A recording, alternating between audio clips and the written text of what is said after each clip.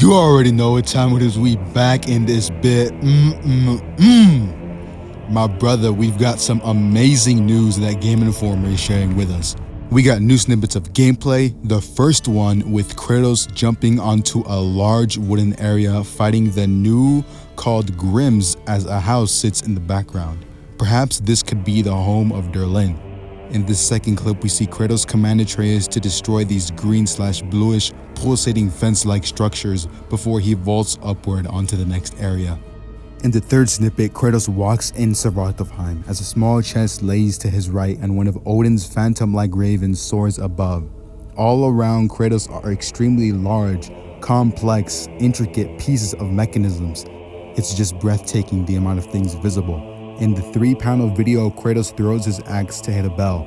His Spartan Rage meter is filled, 2 runic attacks are ready to be used, a fist icon is also visible. In the bottom right is another icon next to the left of Atreus' arrows. Now, moving on, things regarding new combat details. The writer describes what goes down in the video, saying that for 7 minutes, he followed Kratos and Atreus across an enclosed arena chock full of explosive pots, advantageous high ground, wooden platforms, and bipedal lizards called Grims, and that Kratos pins a beast against the rock and then comes down on its skull with his Olympian strength. Atreus, on the other hand, fills stagger bars while locking enemies in place with sonic arrows. There will also be different variations of Grims, as a cursed Grim tries to catch Kratos off guard as it fires toxic bile from its swollen gullet. The God of War flawlessly avoids the phlegm and masterfully deflects a second flurry with his arm shield. Then he throws his axe to a pot tucked between boxes and the corner instantly erupts into flames, sending scaly appendages everywhere. Atreus swings his bow at unsuspecting Grims while always repositioning to shoot. Short after, the two notice a few stragglers up above, and in one fluid motion, the Godslayer latches onto the bridge with his blades of chaos, climbs the structure, stomps on a health stone for extra flair, and launches the remaining creatures into the sky. Moving on from the description of the gameplay, let's talk about the new gameplay mechanics. We will now be able to use the triangle button to attack with new moves called weapon signature moves. Depending on whether you have the Leviathan Axe or Blades of Chaos readied, Kratos can infuse the sharpened steel with ice or fire. These elemental moves called Frost Awaken and Whiplash do extra damage by freezing or incinerating aggressors. The shield is revamped too. There are pros and cons of the new Dauntless and Stonewall shields, allowing us to tailor our gameplay to our immediate needs. The oval-like, the Dauntless shield, is all about twitch reactions. By parrying at the last possible moment, Kratos' shield glows a menacing red, signaling the player can unleash a devastating smash that tosses and stuns enemies.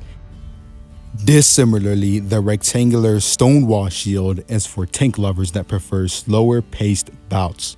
Kratos can't parry when equipped with the Stonewall, so keeping it raised is crucial to surviving barrages. The more hits the Stonewall shield takes, the more kinetic energy it absorbs, and once it's fully charged, players can bang the shield into the ground, emitting a screen-wide pulse, knocking anything foolish enough to approach off its feet. But all that protection comes at a cost. The Stonewall shield becomes increasingly unstable as it takes damage, opening Kratos up to otherwise ineffective block-breaking blitzes. Kratos will have access to other powerful shields as well.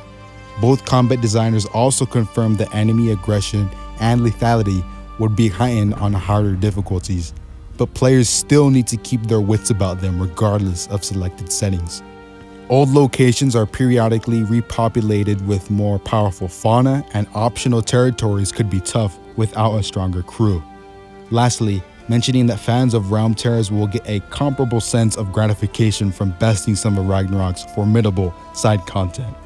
Moving on, we're going to be breaking down these screenshots. For this first one, Kratos has activated his Spartan Rage, and we can see a wooden cart partially submerged in the water attached to a large chain.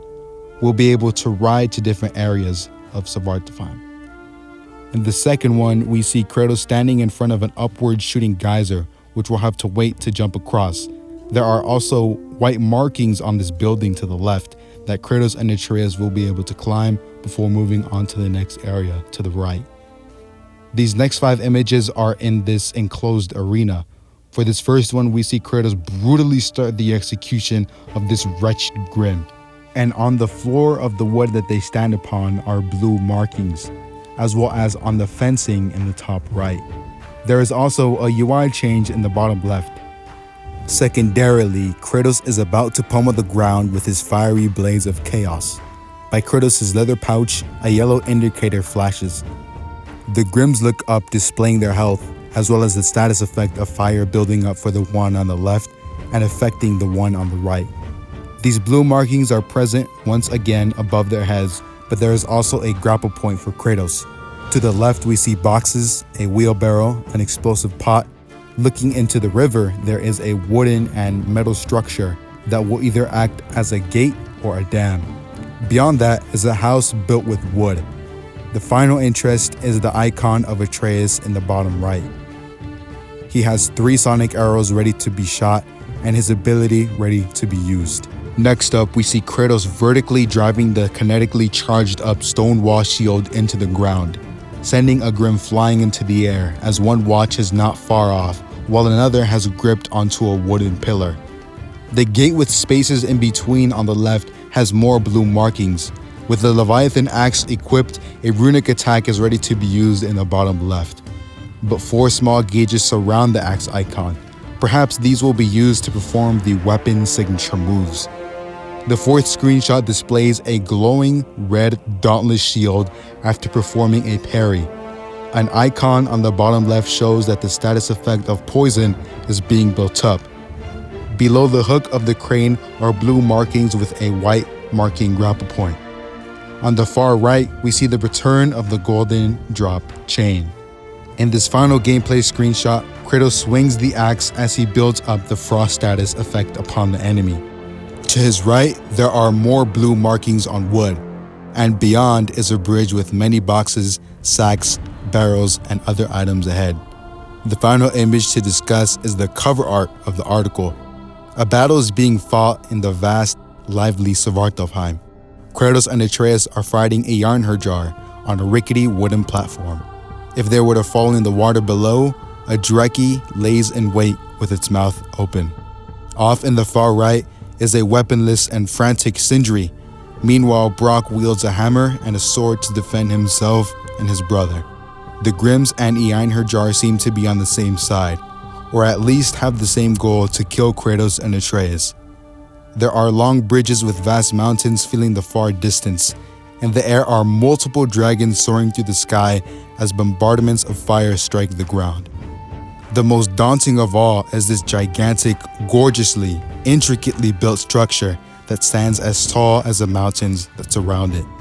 This building could perhaps be their king's home, the entrance to their minds, or something far greater. Anyways, that's going to do it for me, my brother. Let me know your thoughts, theories, and if I missed anything. Enjoy the rest of your day, dog. When you are at your weakest.